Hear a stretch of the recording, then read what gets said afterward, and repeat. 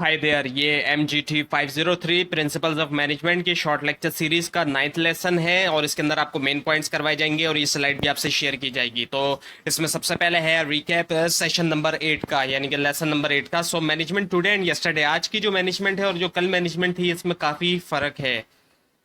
Management theories हैं, pre classical, classical view point, behavioural view point, quantitative view point और contemporary view point, जिनकी detail चल रही है इस लेसन के अंदर भी चल रही है और इससे आगे आने लेसन में भी आप देखेंगे। मैनेजमेंट के मुताबिक अगर हम 1900 से पहले देखें तो वर्कर को सोशल एनिमल कंसिडर किया जाता था और 1900 के बाद वर्कर को एज अ मशीन कंसिडर किया जाता था। और एल्टन मायो की हॉथन स्टडी जब आई सामने तो उसके बाद वर्कर को जो है ह्यूमन के तौर पे जो है वो देखना चाहिए या देखा गया। बिहेवियरल व्यू पॉइंट के मुताबिक बिहेवियरल व्यू पॉइंट के अंदर हॉथन एक्सपेरिमेंट से ह्यूमन रिलेशन व्यू है और बिहेवियरल साइंस है। बिहेवियरल व्यू पॉइंट के मुताबिक, अब ये नाम से पता चल रहा है कि बिहेवियर के बारे में अंडरस्टैंड करना चाहिए उन फैक्टर्स को जो कि अफेक्ट करें ह्यूमन बिहेवियर को। इस व्यू पॉइंट ने इंसानी बिहेवियर को समझने और एम्प्लॉय को कामयाबी की तरफ तरगीब देने की अहमियत पर जोर दिया है। सो बिहेवियरल थ्योरिस्ट हॉथन एक्सपेरिमेंट्स, हॉथन स्टडीज। अब हॉथन स्टडीज जो है वो ग्रुप है स्टडीज का जिसको हॉथन प्लांट के ऊपर किया गया इलेक्ट्रिक कंपनी के 1920s और 30s के दरमियान। स्टडी को कंडक्ट किया एल्टन मायो ने 3 सेट के अंदर एक्सपेरिमेंट के। पहली चीज़ ये है कि प्रोडक्टिविटी जो है वो किस तरह वेरी करती है जब कभी भी एनवायरमेंटल फैक्टर्स को वेरी किया जाता है, यानी कि उनके अंदर चेंज आता है, जैसे कि लाइट कम ज़्यादा कर दी जाए, हीट के अंदर चेंज आ जाए, रूम कलर चेंज कर दिया जाए, सोशल इंटरेक्शन जो है अमंग ग्रुप मेंबर, इन तमाम चीज़ों में चेंज आता है तो उससे प्रोडक्टिविटी पे क्या असर पड़ता है। पता चला कि प्रोडक्टिविटी जो है वो लार्जली फंक्शन है वर्कर्स के एटीट्यूड का।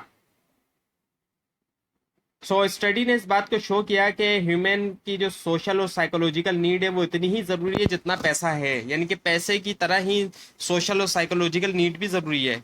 और सोशल इंटरेक्शन जो है वर्क ग्रुप का इतना ही इम्पोर्टेंट है जितना एक्चुअल ऑर्गेनाइजेशन का वर्क है। और ह्यूमन फैक्टर को इग्नोर नहीं किया जा सकता मैनेजमेंट प्लानिंग के अंदर।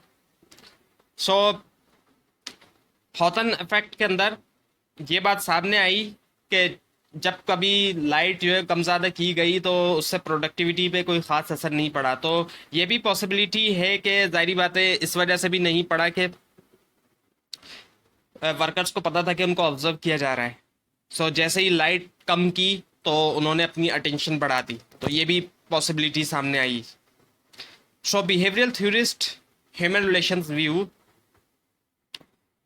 इसके अंदर हमारे पास है अब्राहम मैस्लो की हायरार्की ऑफ नीड और डगलस मैकग्रेगर की थ्योरी एक्स और थ्योरी वाई।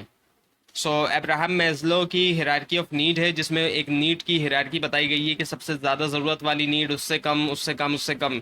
ये जो थ्योरी है काफ़ी इंटरेस्टिंग सी भी है और आप आगे भी इसको काफ़ी सारे कोर्सेज के अंदर पढ़ेंगे। मैनेजमेंट के एडवांस कोर्सेज में भी ये पढ़ाई जाती है और आप मार्केटिंग वगैरह के कोर्स पढ़ेंगे तो वहाँ पर भी इसको पढ़ाया जाता है क्योंकि ये ह्यूमन नीड के बारे में है।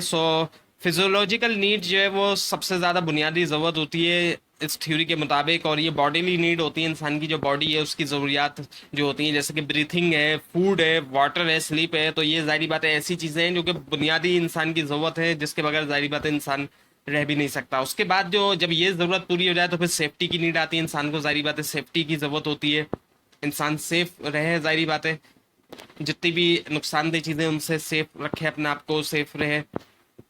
फिर है सोशल। सोशल से मुराद ये है कि इंसान जो है वो जाहिर बात है अकेला नहीं रह सकता, उसको फैमिली फ्रेंड की ज़रूरत पड़ती है।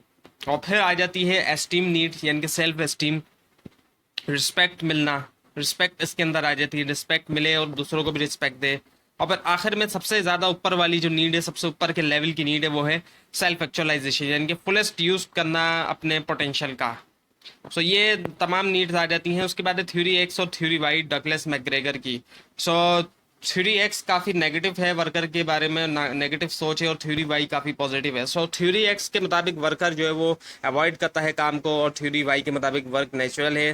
थ्योरी एक्स के मुताबिक कंट्रोल की ज़रूरत है, थ्योरी वाई के मुताबिक कैपेबल है, काबिल है सेल्फ डायरेक्शन का के। और एक्स के मुताबिक अवॉइड करता है वो रिस्पॉन्सिबिलिटी को, वाई के मुताबिक वो तलाश करता है रिस्पॉन्सिबिलिटी। एक्स के मुताबिक वर्कर तलाश करता है सिक्योरिटी, वाई के मुताबिक अच्छे डिसीजन ले सकता है। So now the behavioural theorist, behavioural science.